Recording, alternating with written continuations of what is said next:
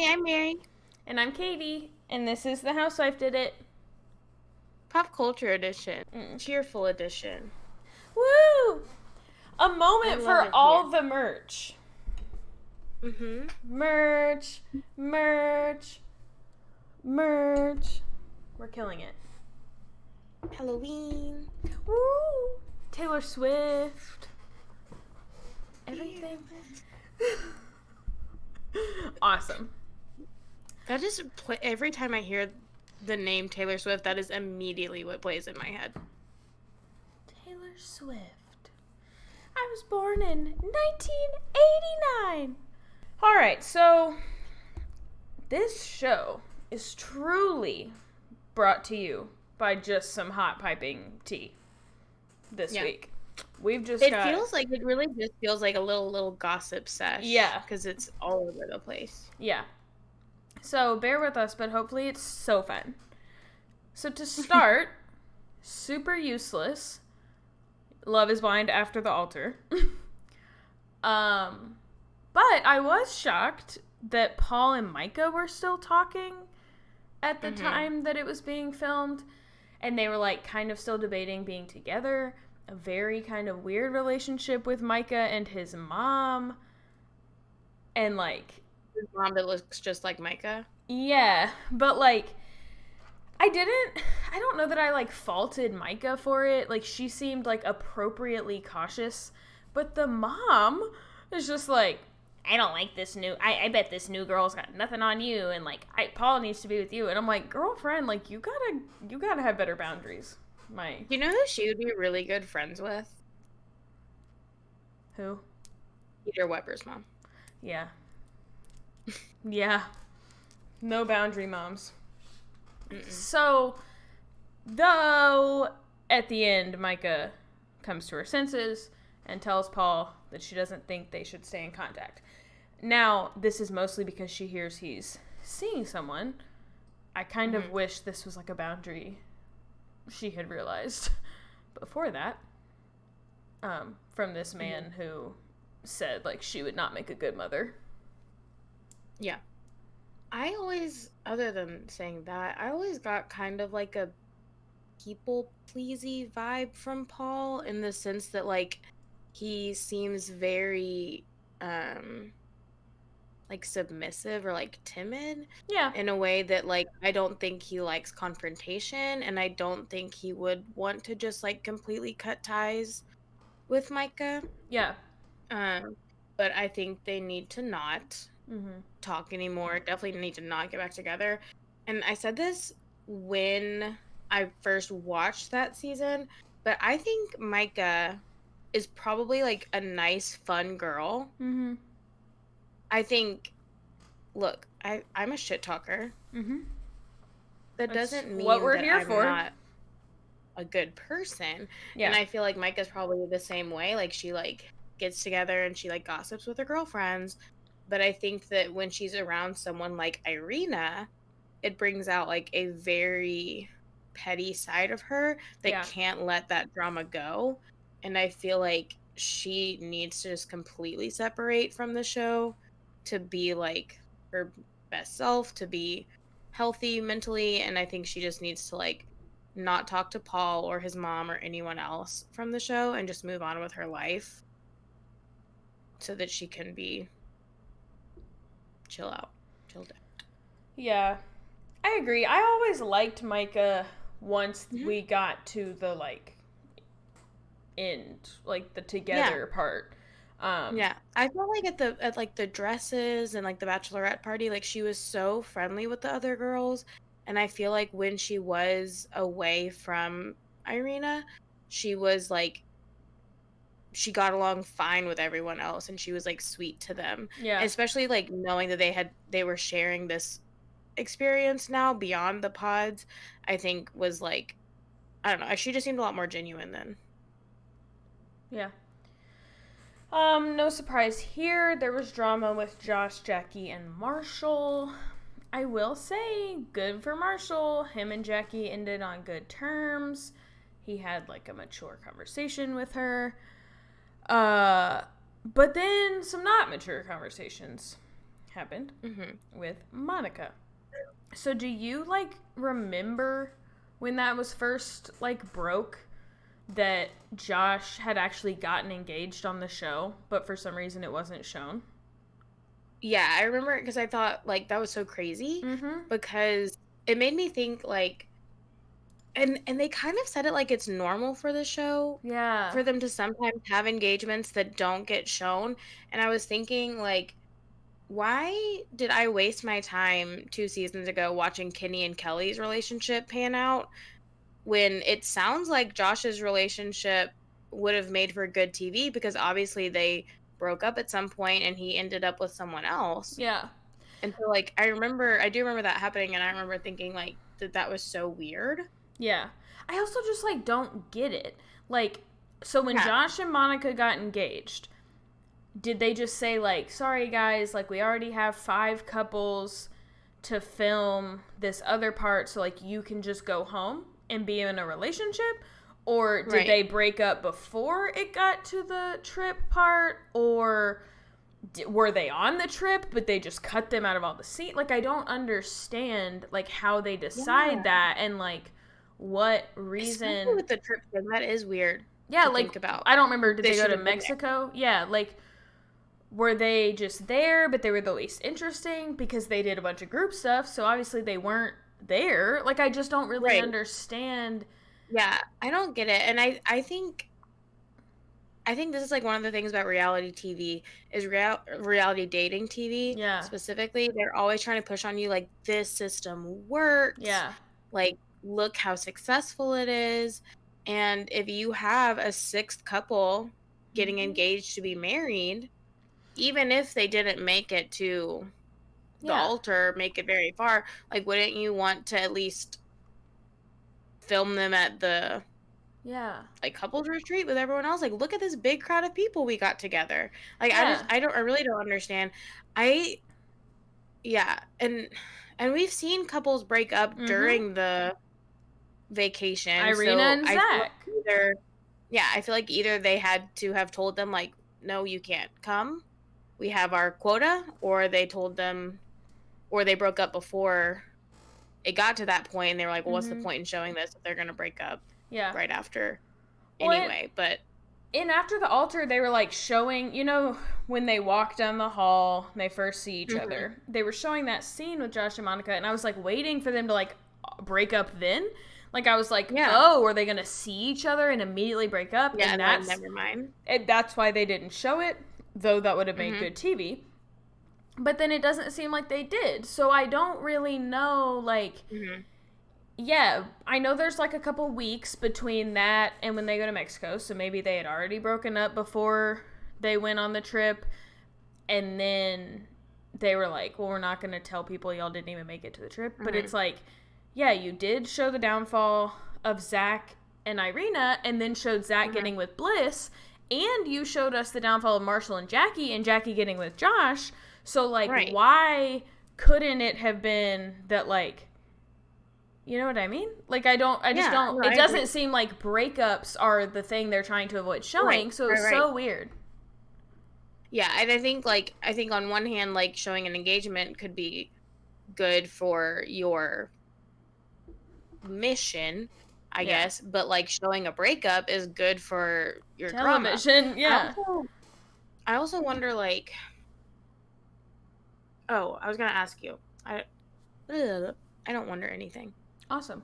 I was gonna ask you, because I didn't watch after the altar, is Monica, I don't remember anyone that wasn't in a couple. Do you remember seeing Monica? Like, is she someone that they showed a lot in the pods? Mm-mm. Maybe that's why. Maybe she just wasn't interesting in the pods. Neither was Josh. And which is maybe why, like, maybe it's like the only reason we're showing Josh is because we absolutely have to, because Jackie ends up with him after. Because he's gonna end up with Jackie. Yeah.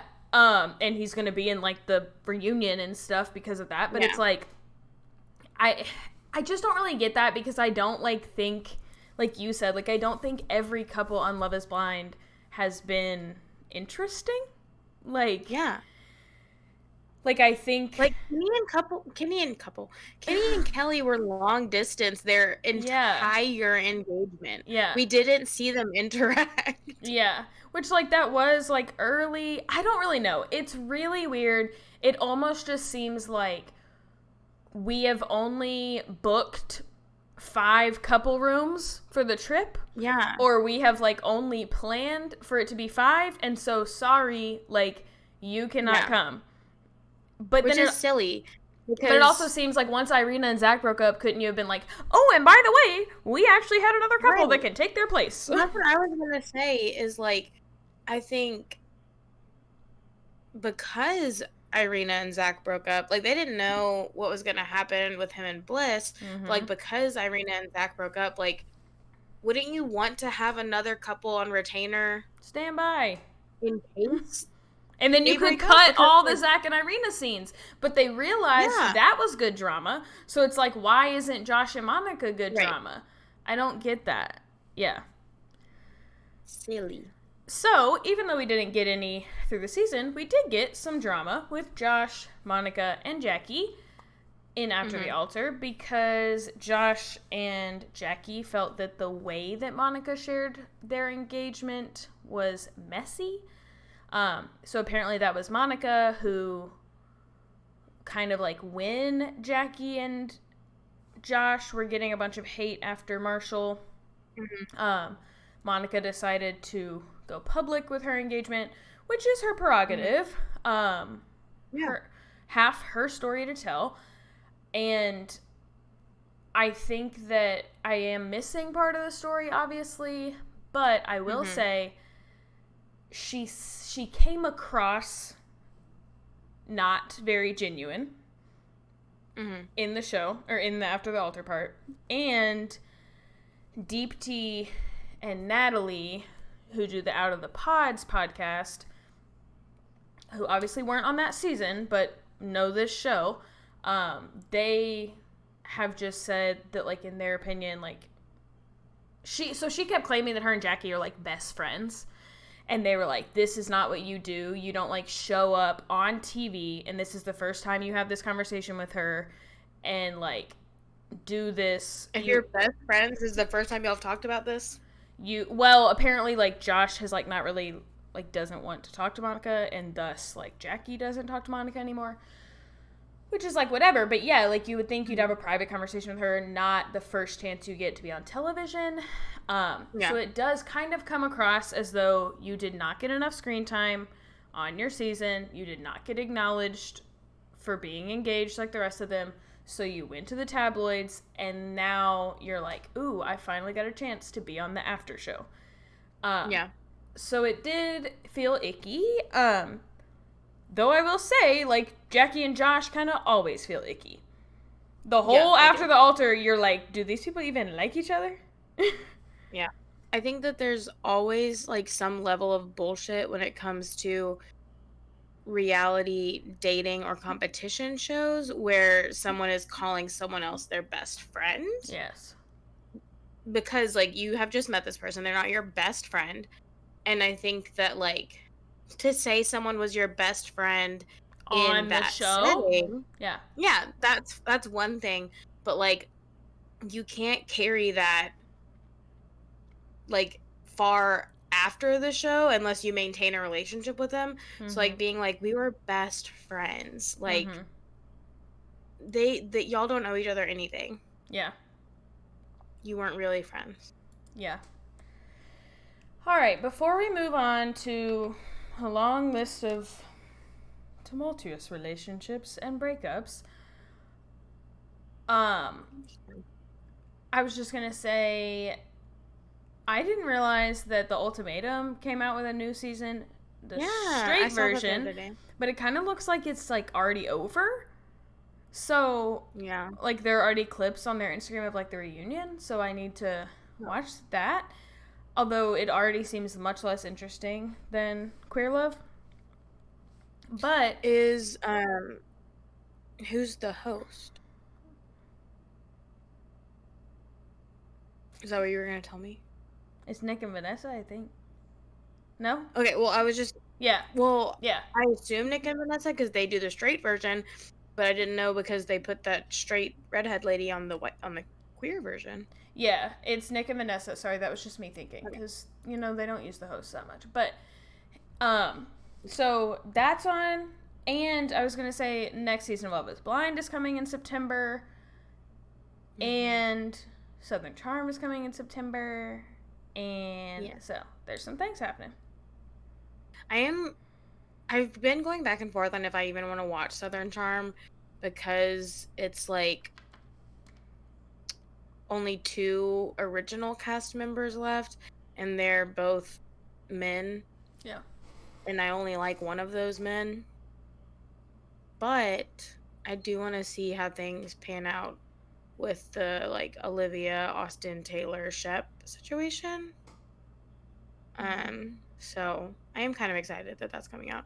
Also, I'm finally in the part of Summer House where Paige and Craig get together and where Sierra and Austin and Lindsay have their like drama. So I'm like kind of getting back into the Southern Charm people as I'm Yeah. like learning more about them through Summer House. Yeah. And I'm gonna start watching Winter House afterwards. So I'm excited to see Summer or not Summer House. I'm excited to see Southern Charm. Great. Good work. All right. Next up, long list of tragedies. Hmm. Rumors started swirling that Danielle M and Michael A have from Bachelor in Paradise have split. Then they all but confirmed the rumors when they both deleted all evidence of one another from their Instagrams. So I don't know if we should be expecting a statement or if that's the statement. Yeah. That makes me so sad. I kind of like they kind of gave me the ick, honestly, when they got together. I think because it definitely seemed like a situation where they were hoping to find one another in paradise, which Yes. always pisses people off, but it didn't piss people off Mm-hmm. because Everyone like they have like wanted them bad together backstories. too. Yeah. Yeah. And so they're like, "Oh, these people fit together so well." And I think that they did fit together so well. So it makes me sad because I feel like they were a really good couple. Mm-hmm. Um but I was never super invested in their relationship Mm-hmm. because I felt like they could have just gotten together off of Paradise and it would have been fine. Yeah, I did like them and I did like hope Mhm. the best for them. I didn't feel like either of them would really end up with anyone else from Bachelor Nation. However, it did begin to feel like the only thing they had in common was tragedy. Yeah. So And to be honest though, that's which could kind have of just been I mean editing. from yeah, on social media that's kind of all he talks about. Yeah. So I do think that that's just something that is like important for him to be vocal about Yeah. and probably like whatever else they have in common is something that he's more private about, I guess. Yeah. Um So, Joe Jonas, I had this written originally. Rumors are swirling that Joe Jonas is getting a divorce from his wife, Sophie Turner, but those were Mhm. debunked because he's wearing his ring and she's at his concert. And then, haha, in Yeah. my face, Joe Jonas is filing for divorce from his wife, Sophie Turner. Confirmed. Instagram official. Yes, they did release a statement saying that it was a mutual decision. Um, Rumors, though, are spreading. People are kind of saying that they're coming from his PR team, which is like Mhm. a whole mess. But rumors are spreading that Joe may have seen Sophie on their Ring camera doing or Mhm. saying something that like led to or like solidified the divorce. Yeah. I had also heard people saying like the way people were saying it was they worded it really weird, but basically people were saying that like Sophie Turner wasn't pulling her weight with taking care of their children and like Yeah. the way people were saying it was like that we shouldn't be like holding Joe Jonas up on a pedestal for taking care of his children because that's what dads are supposed to do. Mm-hmm. But then other people were like, no, we're not holding him up on a pedestal. We're just saying his partner, his spouse and the mother of these children is not helping him with it. Yeah. Like, he's doing it on his own. Yeah. But I don't know how true that is. Especially because their, like, statement was, like, that they're one team. They're very mutual decision that this was. I can't imagine that it was a mutual decision where Sophie Turner was like, yeah, I don't take care of those kids, so yeah, we should probably split up. And he was like, I agree. Yeah. Next update is on Lindsay and Carl. So, Dumois reported that Lindsay has not left her apartment, is having trouble eating, and is incredibly heartbroken since the breakup.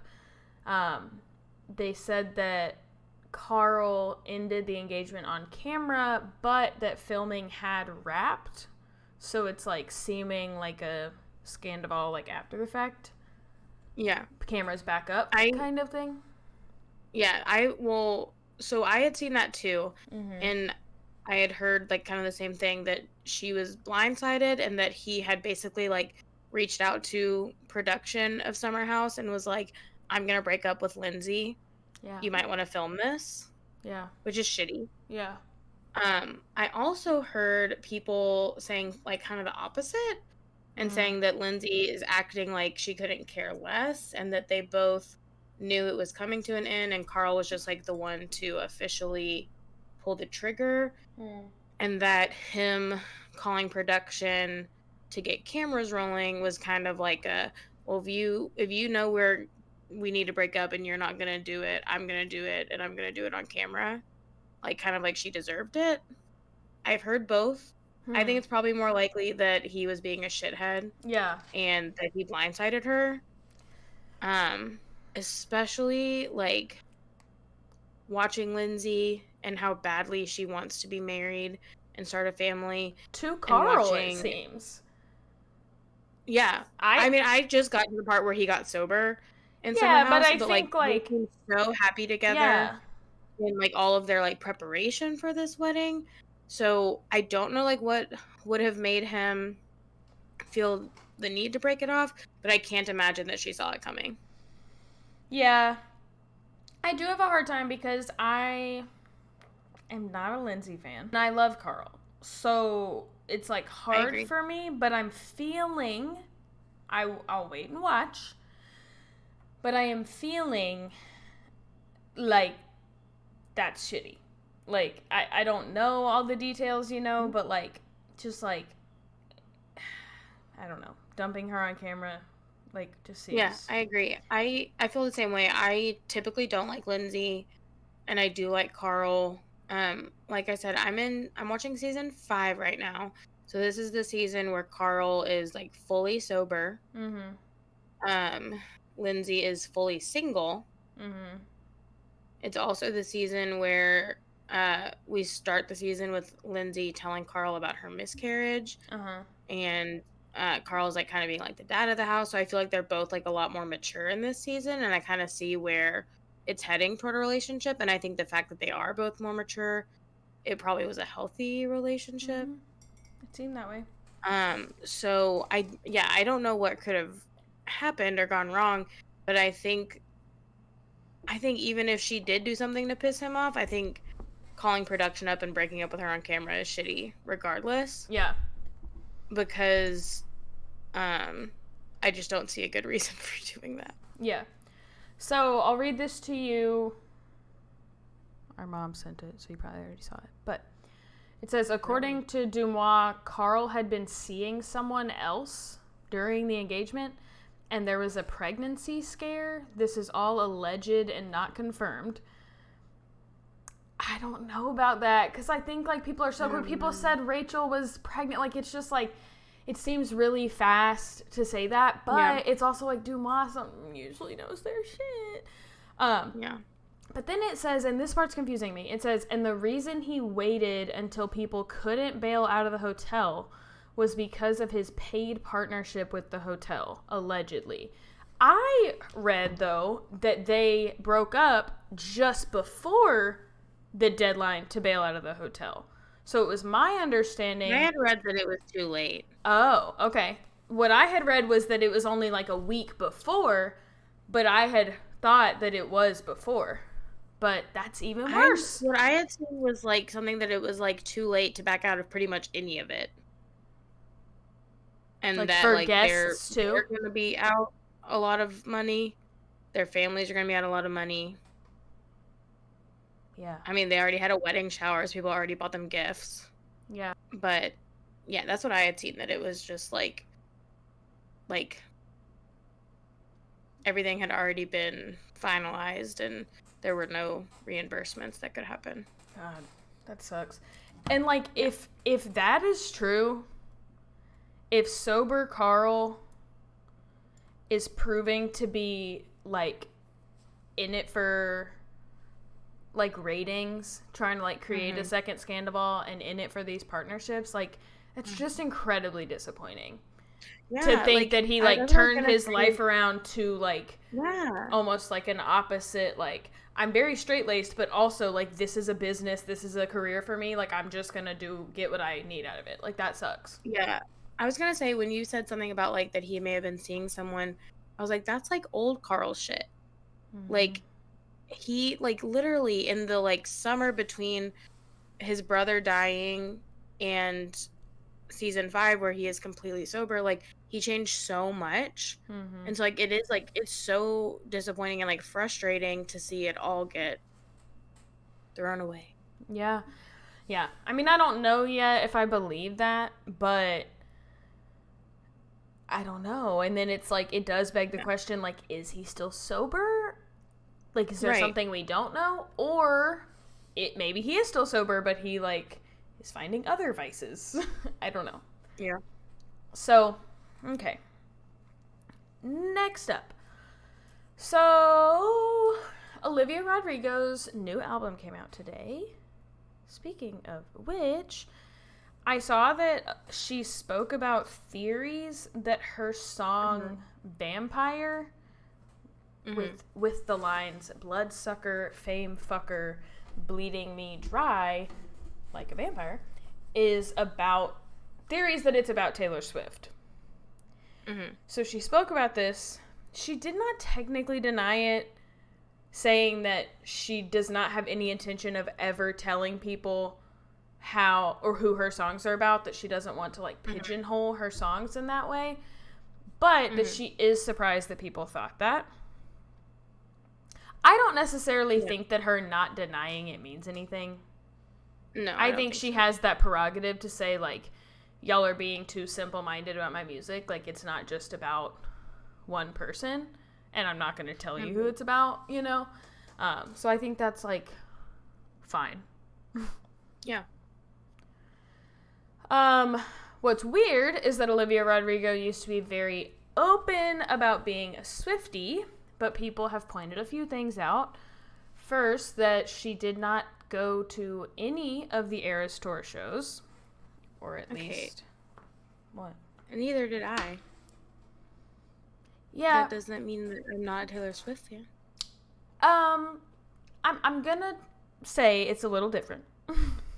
I think Olivia Rodrigo can A, afford Taylor Swift tickets, and B, like, was probably invited. Like, all of these people were invited as, like, sponsored show, you know, like, if fucking Tasha got tickets, then... I was just thinking, like, she's releasing this new album, like, she's making all these music videos and stuff, like, is it possible that she really couldn't go? Yeah, sure, and I think that's, like, fair, but I do think that, like, the level of Swiftie that Olivia Rodrigo is or was, it is, like, a little bit surprising that she would not have gone. And that's not to say that there's not a reason. That's, like, how she got into music.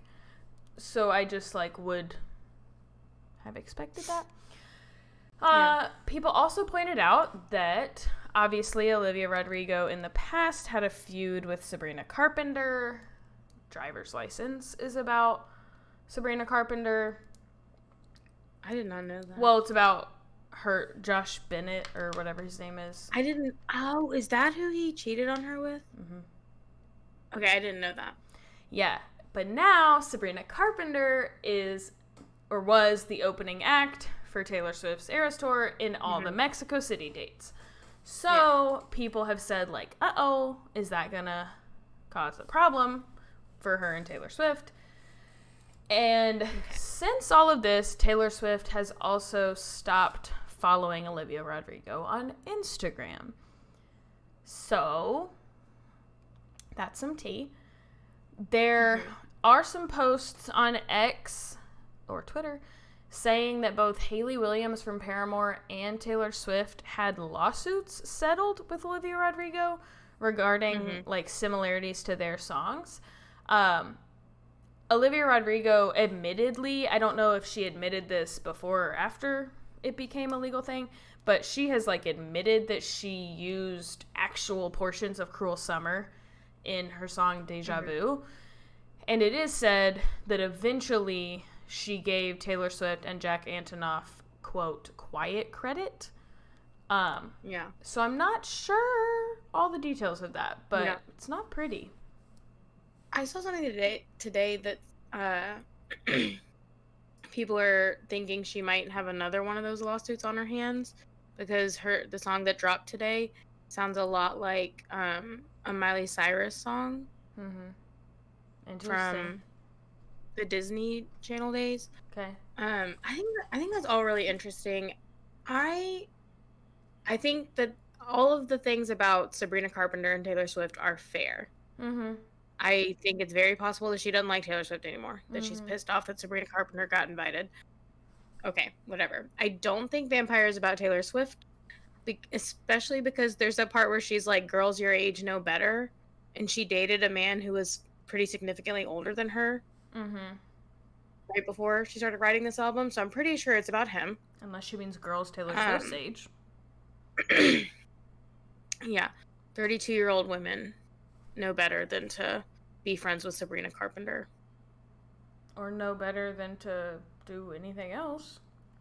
We don't know what it's about, but yeah, I don't think it's about Taylor Swift either.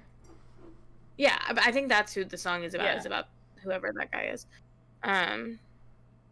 Yeah, Sabrina Carpenter also caught some heat on TikTok for one of her nonsense outros from the Eras Tour.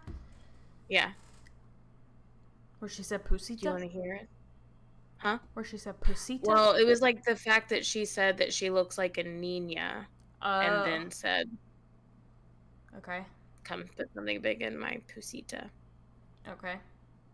People were saying that, like, that's not appropriate to compare yourself to a child. Oh. And then say, yeah. It's weird. Yeah, a couple people pointed out on TikTok that it made them uncomfortable. Other people were like, y'all are reaching, like, she's supposed to be saying nonsense. Yeah. She's just trying to rhyme. Yeah. I'm sure she was just trying to rhyme, but some people just didn't like it. Yeah. I love nonsense. I do too. I go on TikTok every day and I watch the nonsense outros and I'm just having a good old time. Yeah. I also love Olivia Rodrigo though. Yeah, and like that's what I was gonna say is like it kind of makes me sad if this is like a true feud. I think that Olivia Rodrigo, obviously, like, if she is truly, like, stealing people's music, then, like, should be held accountable. But I also just think, like, these are her inspirations. Yeah. And so, like, writing songs that sound like our childhood songs or, like our teenage bops, like, I don't think is that problematic or like indicative that she can't write her own music. And I do really like her music and Sabrina Carpenter. And obviously we love Taylor Swift. So like, I don't know, but it makes me a little sad if like two women are in a feud over a man who did something stupid and then doesn't even like girls anymore anyway. Josh Bennett? Like, yeah. I don't know. I don't even know who he is, so.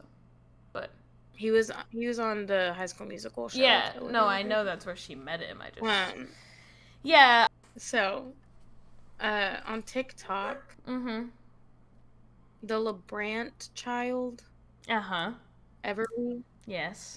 came out with a song called Like Taylor Swift. Yeah, it's It rough. sounds like any song that was ever produced on Dance Moms. Yeah, it sounds like Okay. Friday by Yeah. what's her name? Um, this little girl, I think she's probably like 11 or something now, is getting absolutely fucking wrecked on Mhm. TikTok. Mhm. And people are like, you aren't a songwriter if you just string together names of someone else's songs. I agree. That's true. But I will also say, I think if it were any other child, We would just be like, "Oh, cringe," but it's a kid. we'd be like, oh, that's such a terrible song, but not making fun of her on the internet. But because it is the LeBrant child, Yeah. people are like, fuck this kid. Yeah. Like, they're like, people are like being like really mean about it. Do Yeah. I like the LeBrant family? No, Yeah. No. absolutely not. Yeah. But also, she's a little girl. She probably thought it was really cute. Her friends probably got so excited when she was like, do you want to be my music video? Mhm. And people are like, she's just like, other people are pointing out, they're like, she shouldn't even know the song Cruel Summer. Why? I'm like, okay. They're like, he looks up grinning like a devil. She shouldn't know that song. It's about oral sex. Uh. Okay, she doesn't fucking know that. Yeah. Come She on. does not know that. Yeah. Let it go. Yeah. I play that song in my classroom every fucking day. Yeah. All my kids are singing it. Yeah. But yeah, I think um I think for someone who is 11, Mhm. writing a song that's just the name of someone else's songs is cutesy. Yeah. For someone who is Olivia Rodrigo, you need to stop making songs that sound exactly like everyone else's songs. Yeah. Fair. They're good. They're catchy. Yeah. But you gotta stop at some point. Yeah. Everybody wants to be Taylor Swift, folks. It's true. Fun at the filming of the Vanderpump Rules finale. Someone who is not a cast member threw a drink on Tom Sandoval and then tried to swing a chair at him. Also looks like Katie and Joe are gonna fight at the finale. Someone needs to offer that person a contract for season 12. I also don't know how they did not see that coming. Like, just because, like, Lala and Katie and whatever agreed, like, this is our job, we'll be nice to him, Yeah. we'll film with him. People in the world are pissed. So why are you going to hold this event, like, just at a random public place? Like, I don't understand how they... Yeah. In that first scene of this season that got leaked, where he's having, like, a verbal altercation with someone in Tom Tom, and then now it's, like, in the finale episode, so it's, like, patrons are annoyed. Yeah. Obviously. So... And they're gonna try to, like, spin it where he's in his interview and he's like, I'm getting so much hate for this one bad thing I did. Hero edit again. Yeah. Timothée Chalamet and Kylie Jenner officially debuted their relationship at the Beyonce concert. Not that we didn't all kind of know, but it was cute. I think that's so funny. They was kissing. What? I Just think they're them? the weirdest fucking couple. Yeah, they are. Yeah. Yeah. Yeah. Have you heard the rumors? Sorry, this is off. Oh, hold on. Our longest section is somehow the small section. Mm-hmm. The smallies section. Told you. Have it's you? just hot What do you goss think? today? Yeah. What do you think of the rumors about Taylor and Joe potentially being back together? I've not heard them. You haven't heard those? Yeah, so there's rumors that Taylor Swift and Joe Alwyn are back together. People are thinking that they may have reconnected at Jack Antonoff's wedding. Okay. That Joe may have been there and they like talked or whatever. People are saying that she's wearing a bracelet he bought her again, and that he's wearing a ring she bought him again. Okay. That they had both stopped wearing those when they broke up, and now they're wearing them again. People are pointing out he did like a photo dump on Instagram, And people are saying that some of the photos are like Easter eggs, which like I know our girl does Easter eggs. I don't know that Joe Alwyn does Easter eggs, but there's like a picture of just a picture of Ivy. There's a couple. There's a picture of Cornelia Street or something. There was another one that was like relevant to a Taylor Swift song that I don't remember. There's also photos of Taylor Swift that people think is on Bond Street or Bond something that's mentioned in London Boy. Okay. And Joe Alwyn posted a picture or a video at a Bon Iver concert. Interesting. Um, also, rumors are swirling that Harry Styles and Louis Tomlinson are back together. So Woo! I am all up in that business. Yeah. Louis posted a picture today of a dock with 2 pairs of swim trunks drying on the edge. Cute. Do you know who wears swim trunks? Boys. Boys. Mm-hmm. Yeah. So yeah, we got done with the breakup rumors. Now let's talk about the getting together rumors, I guess. Mm-hmm. I accidentally caught the beginning of the challenge yesterday after I watched Big Brother. Mm-hmm. And apparently Tyler and Alyssa that have been on Big Brother before are starting a little showmance. Mm-hmm. Alyssa dated Kyle on her season of Big Brother, and Tyler dated Angela. I find their showmance interesting because I think that Alyssa looks a lot like Angela. Yeah. So A little bit. I don't know. I don't know. She's very young. Maybe like a younger Angela, but Angela's not old. Yeah. All right, and we have finally reached the end of the small section. Last thing I have to tell you is that a new Harry Styles song has leaked on TikTok.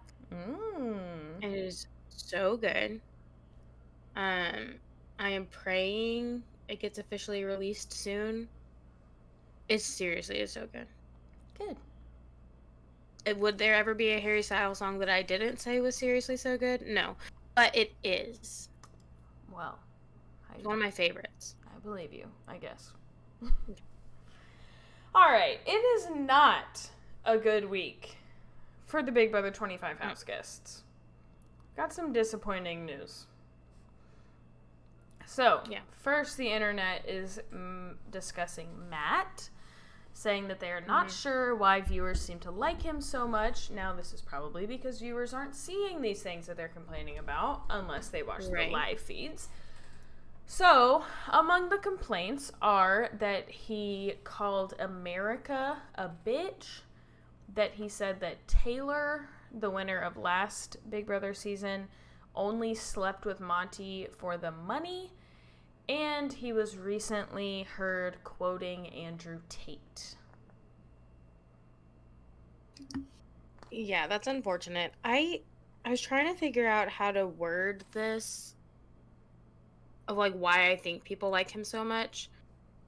And I think people like to root for minorities in the Big Brother house. Mm-hmm.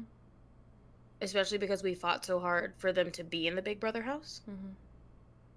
Mm-hmm. And I think that Matt is a new kind of minority. Mm-hmm. And so I think that people are really drawn to him, and the fact that he is like the first deaf house guest. Really, I think he's the first disabled house guest of any kind.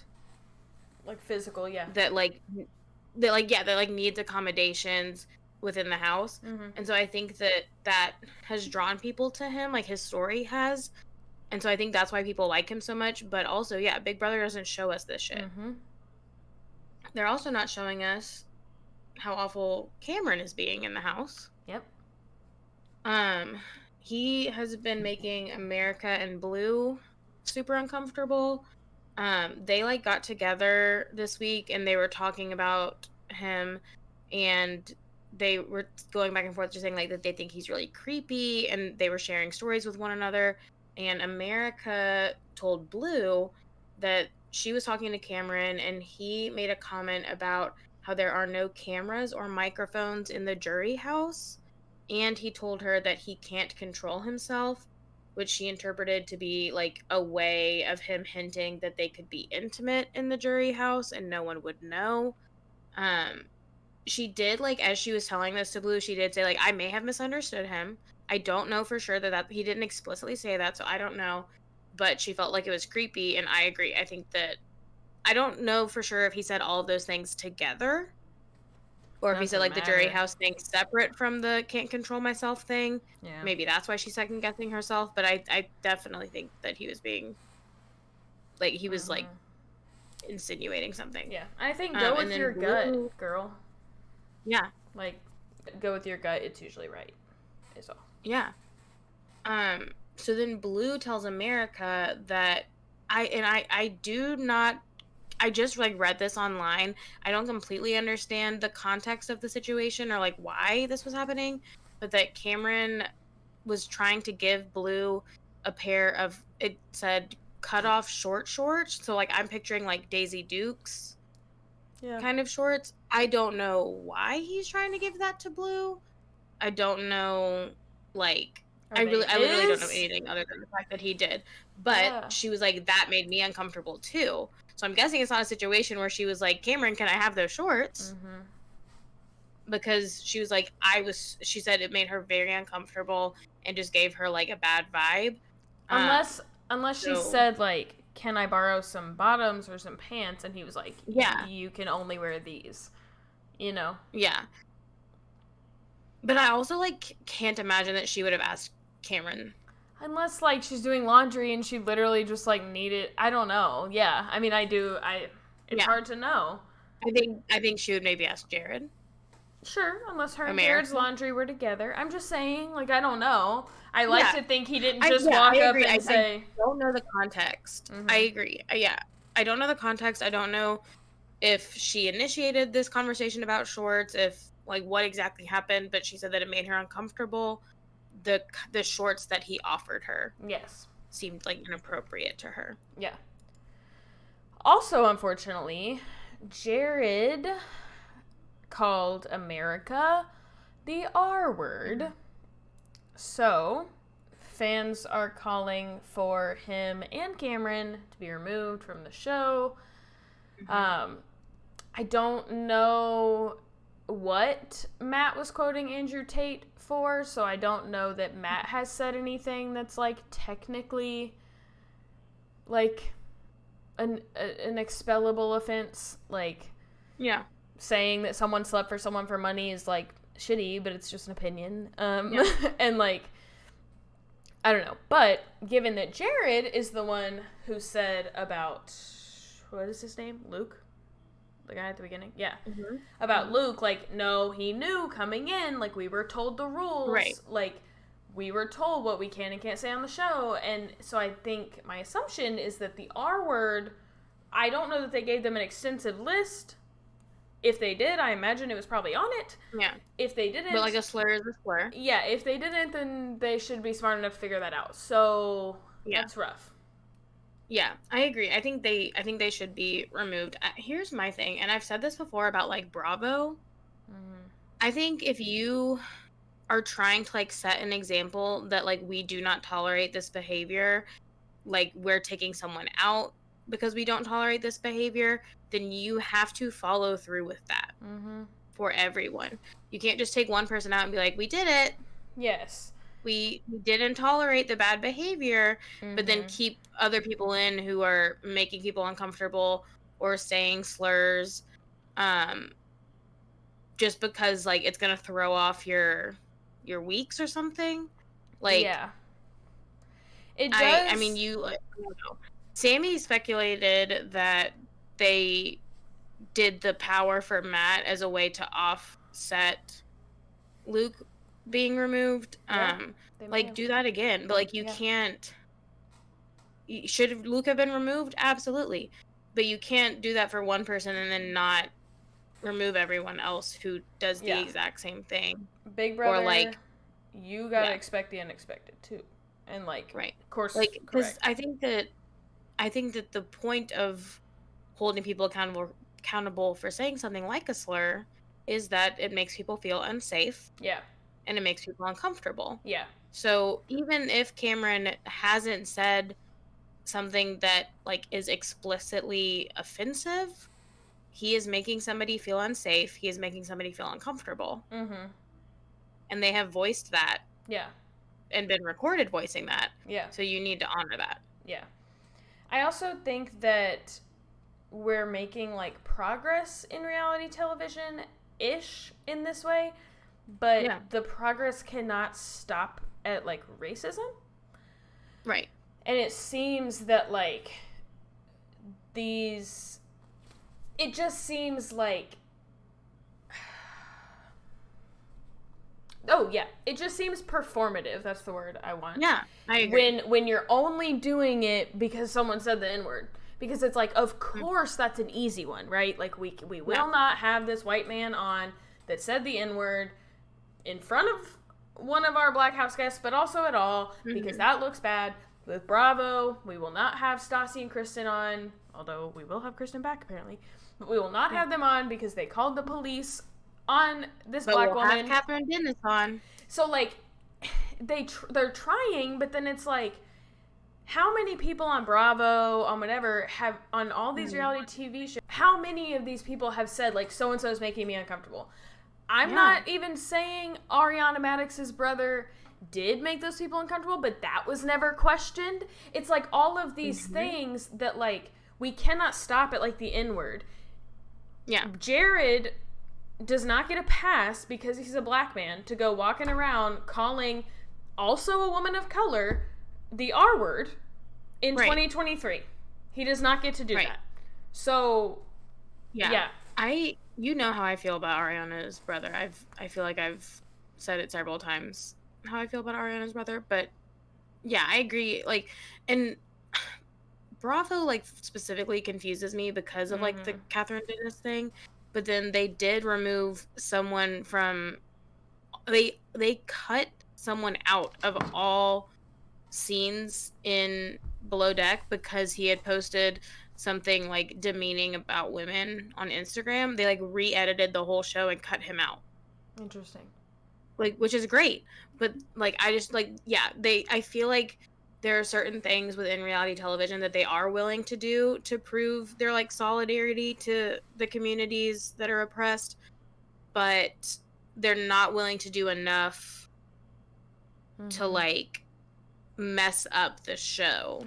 Well, it seems like if they removed 3 people right now from Big Brother, it would really throw off the show, and they're not willing to go that far to show that they're good people, but like just a little bit so that we're like not like super pissed at them. Yeah, and, like, that's annoying. And I think like people have been calling for CBS and Big Brother to change this for a while now, for years, to change their casting. So they kind of did that. We got a more diverse cast to hold people accountable. And it almost seems like, oh, look, someone said the N-word, we kicked him out. Heh, look, we've done our jobs. And then the rest of the stuff, they're just not going to show us. And they're just going to hope that the people on the internet aren't loud enough. But they are. And, like, we all know now. And I think that, like, on... Oh, I was going to say, like, it feels like it also, like, comes in waves of what's the most important social justice issue at the time. Yeah. So, like, Rachel from Matt's season of The Bachelor, torn to shreds. Fair. Fair that she was torn to shreds.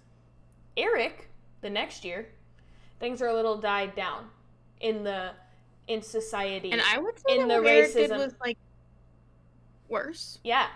But Eric, especially because he knew what he was doing. I don't think Rachel did. Do I think she needed to learn? Yes. Yeah.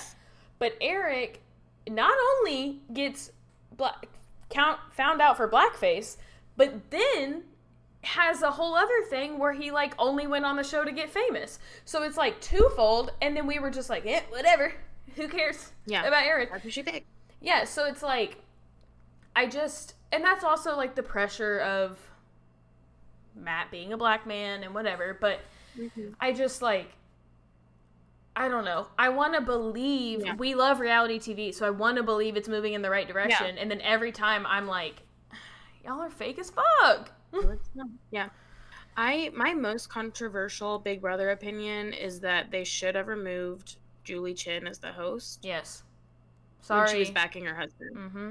Uh, Yeah. absolutely, she should have been removed. I still think that. I think her love one another thing is ridiculous. I Mm-hmm. think it's performative. I think it's bullshit. And I think, like, yeah, we can expect them to kick someone out for saying the N word, but why would we expect them to kick someone out for making a woman uncomfortable when their host supports her husband who sexually assaulted people? Mm-hmm. Like, of course they're not going to. Yeah. And yeah, I agree. I think that I think that if Cameron had been making Blue in America uncomfortable a few years ago, Yeah. maybe that would have gotten Mm-hmm. him more in trouble. It's fair. Because it was a bigger thing at that time. Mm-hmm. Yeah. But now it's not the big thing. So I agree with the Julie Chen opinion. I don't say it out thank loud you. much, but I do agree. I keep it to myself. Yeah. But I think it every day. Mm-hmm. All right, let's move this along. Sorry. Yes. Sorry. I was just gonna say, especially the doubling down by adding Moonves to the end of her name. Yes. That was fucking shitty. Yeah. I'll say one more thing on that too, that like all these people from Big Brother, Derek Levasseur, Hannah Chada, they've all like come out and said like no one else could be the host except Julie Chen, like she makes Big Brother. And like I get that being on the show that you have this like connection. I've watched Big Brother Canada. Their host is fun as hell. So to act like nobody else could do that job is a little absurd. But As I digress. The Bachelor. Yeah. They struggled a little, so maybe don't ask The Bachelor. Jesse Palmer is not really. Yeah. But I think the people who I don't think anyone like stopped watching the show because of Chris Harrison leaving. Yeah. Like I don't think anyone was like, oh, I'm not gonna watch The Bachelor anymore because Chris Harrison's gone. Yeah. All right. We are at an hour, so I'm gonna keep us moving.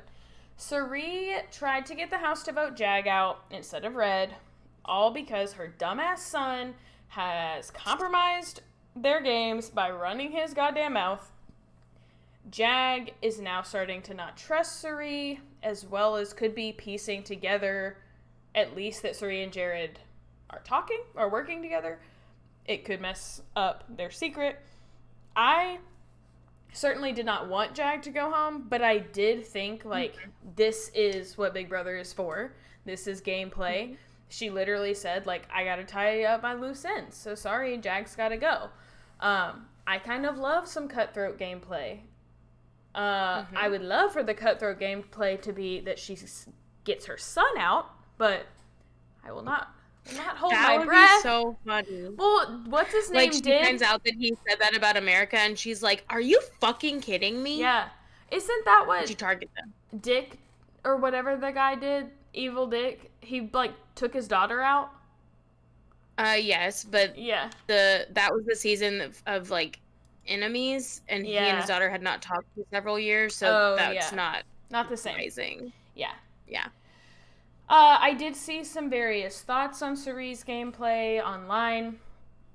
It is interesting that no one has seriously floated around the idea of getting out the person who has played in all of these other reality TV show games and done exceptionally well. People on the internet also wonder if perhaps she is misreading how to play a little bit, because Survivor only lasts about a month and Big Brother is a much longer game at 100 days, and they think, is she creating too much chaos for a longer game? I wonder, is she creating just the right amount of chaos for a longer game? Yeah. I don't know. Yeah, I agree. I think her gameplay is interesting, but I honestly feel like a lot of it has been her trying to save Jared's ass. And so I feel like I feel like her gameplay is good Mm-hmm. until Jared fucks something up and she Mm-hmm. has to get him out of it, and that's when it becomes chaotic. Mm-hmm. I think that what would be best for her game Yeah. is to separate from Jared, Yeah. because like she is, I feel like everything she is doing is to protect him Mm-hmm. Yeah. from himself because he's acting like a fool. Yeah. So, Red ends up evicted. There's some weird suspicion about Corey's vote this week. I did actually see the clip, and I have to agree that this is what it looks like. Viewers feel very confident that Corey's mouth says Jag, but the sound comes out as Red. But this is confusing to me because it's live. So Yeah. I thought to myself, well, maybe it's not anything like sneaky. Maybe he said Red, or like said Jag and then like messed up and was like, never mind. And they were like, let's cut that and just make it concise. But it's live. So like they couldn't do that either. Right. So I'm just like confused. I don't know. I also like it doesn't really matter. I mean, like, it does. in Like, the grand scheme of like the eviction. no, right, but it would be weird if like the count is off. Yeah. And like, why would they want us to think that? That's so weird. Yeah, I do agree that that's weird. Yeah. Unfortunately, Cameron wins HOH again, and in a twist from the Humiliverse, everyone is a have-not except for him. So who are we expecting he'll go after? Do we think it's just going to be Blue and Jag again? I think if he's heard anything, it'll be America and Blue. But I don't think he has heard anything. I'm thinking Jared and Jag. Okay. Just since Jared just got Red out and just put Cameron on the block after he specifically asked him not to, I think that's an easy target and an easy reason to target someone. Or maybe he'll do Jared and Blue and try to get out of Showmance. Maybe. I guess we'll see. And then some random live feed updates. So apparently Thursday night, Jared asked Blue if he proposed on finale night, would she say yes? And she said that she would. Until she finds out what he said about America. About her bestie. Yeah. The legend part of Legend 25 was apparently named after Red's kid. So Felicia suggests maybe they should not use that name anymore. Yeah. I think, one, that's funny because Felicia knows it's not a real alliance, so why does it matter? Yeah, but Cameron's HOH, so she's like, this is my alliance. This is my true alliance. I think that's a good idea if they're doing it to like be respectful of Red's family and their privacy. I can't imagine that Felicia is like trying to be petty. So I think that now that he's not in the game, we don't need to call it that. So I think that makes sense. Yeah. Also, apparently for the everyone is a have-not thing, they all have to sleep in the have-not room, but obviously there aren't enough beds. So they said they have to, like, rotate. And so they were just saying a lot of the live... They, like, explained it during the HOH. Yeah, they said a lot of the live feeds was just them, like, working out the schedule. But also, my question is, like, do all the beds have to be full at some time? Like, are people going to have to do more than once? Okay. I think the way she said it made it sound like everyone has to sleep in, every bed has to be filled. I think everyone has to be sleeping in there at some point, and that they have to like they have to try to like evenly split it. But during HOH they were like arguing over like who's gonna get the cheese bed, who wants the swinging bed or whatever. So yeah. All right, last little section, Mary, take it away. Yes, I'll try to be fast. Below deck, down, under. Under. I went down under. Nope, that's Scottish.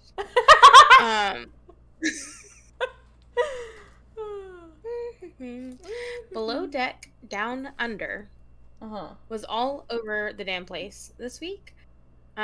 So I want to kind of like touch on everything and then when I get to the end, I'm going to talk about something that we've talked about before with Below Deck Down Under. But first, Adam got fired, which was sad because we like Adam. He's the guy from New York, who was sexually assaulted by Laura. Mm-hmm. But he took it like a champ. He was like so sweet about it. Um, but essentially he dropped the anchor incorrectly, and Captain Jason decided that it was too dangerous to keep him on, and he let him go. Adam was disappointed, but he understood completely. Basically what Captain Jason said is the way that Adam let the anchor down, like somebody's finger could have gotten caught in the chain, and that he just didn't feel comfortable keeping him because Adam has let the anchor down before and he knows that, and he's like, well, that's how I let it down on my other boat, and he's like, I can't risk you mixing that up again. Yeah. um so he's replaced by Luca, not Luke, Luca, Yes. who's quote like a brother to Aisha, but has also fucked Aisha's sister. So Really like fun. a brother in law. A guest on the first charter trip of this week had a seizure. And he went to the hospital overnight, but was back the next day. And the crew was really good about it. His friends were super helpful because they said that he has had seizures before. So, like, his friends knew exactly what to do. They were able to get someone there quickly. But afterwards, Aisha was very upset because it reminded her of her brother's death. And the guests were kind of having to, like, comfort her because she was crying. So it was sad. But they handled it really well, and he came back the next day and he was like, I really didn't even need to stay. I was fine. Then Culver asked Jamie to be his girlfriend in a check yes or no card. Okay. She said yes, but she admitted that she hated the card, and she really didn't seem into like how fast things were going. She didn't seem into being his girlfriend. She didn't seem into the card or any of it. She pointed out they've only known each other for 2 weeks. Yeah. And she said this is like not normal for her. Culver also told her that he hasn't asked someone to be his girlfriend since elementary school. So he decided to ask her in the same way he did it in elementary school? Right. Like, he was like, oh, that's how you ask people to be your girlfriend. I remember from last time. Yeah. Good. And she was like, this is fucking ridiculous.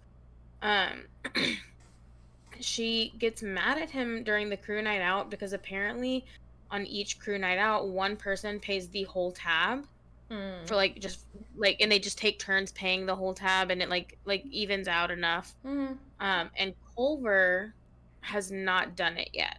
Yeah. So the crew is encouraging him to pay. They're also pointing out, like, this is, you just asked someone to be your girlfriend. Like, this would be a really good gesture to show her, like, you're paying, like, a date. But he refuses to pay it. So Jamie has to pay for a second time. This is the second time now that she has paid for a crew night out. Nice. And he hasn't done it at all.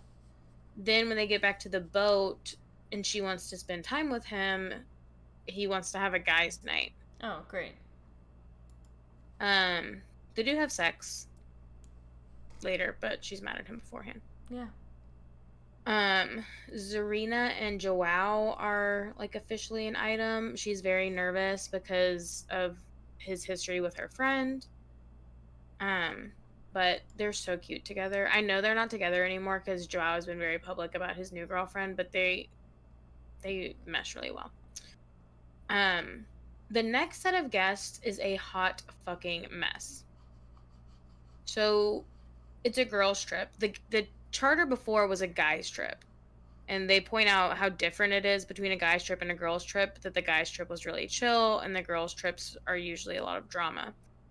So one guest specifically is lactose intolerant, but she forgot to put it on her preference sheet. Okay. So she pulled Zarina aside and told her, like, hey, I'm lactose intolerant. And she explained to her, she was like, I can't eat dairy because I have this medication, And when I'm going to have a lot of dairy, I just take more of it. Mm-hmm. And but if I am not going to have a lot of dairy and I take a lot of it, it could also make me sick. So like, I Yeah. just want to know like how much dairy so I can prepare for my medicine. And she's like, just give me a heads up. And Zarina was like, that's totally fine. I can do that. Yeah. And Zarina was like, literally like so chill about it. But this sends her friends into a damn tizzy for some reason. Okay. They're like losing their minds. One of them is screaming at her that she isn't really lactose intolerant if she takes medicine for it. Okay. So, what is she taking medicine for then? What they gave her the medicine for. Yeah. You're not really She's like, you're not depressed if lactose you take intolerant. antidepressants. Yeah, she's like, you're not lactose intolerant because you take medicine that makes it to where you can eat lactose. And she's like trying to explain. She's like, you can drink Lactaid. And she's like trying to explain to her. She's like, Lactaid is for people who are lactose intolerant, first of all. Secondly, that's why I have the medicine. Mm-hmm. Because I I do want to not eat those things. tolerate it And I very can't. well. Right. This is helping me tolerate it. Then the same woman who's like yelling at her tells her that no one wanted to room with her and that they all drew straws for who is going to have to share a room with this girl because nobody wanted to. Sad. She's just like screaming, screaming, screaming. And the girl is like, she's like literally like so calm about it. Like she's like, that's not, I don't think that that's true. I don't think that no one wanted to room with me. And like the other girls are like, you have to stop. And she's like, I'm the only one who's willing to tell her the truth. Mm-hmm. And they're like, can you shut the fuck up before you ruin our trip? Mm-hmm. And she's like, I don't like her. I'm not going to shut up because I don't like her. And she deserves to know. It's ridiculous. Yeah. It's ridiculous. But here's the biggest thing. Okay. So Luke texts Margot. Remember Luke? Mm-hmm. Bad man. He texts Margot. And he tells her that he wants a chance to explain himself and to talk to her, and asks that she call him. Okay. She ignores the text.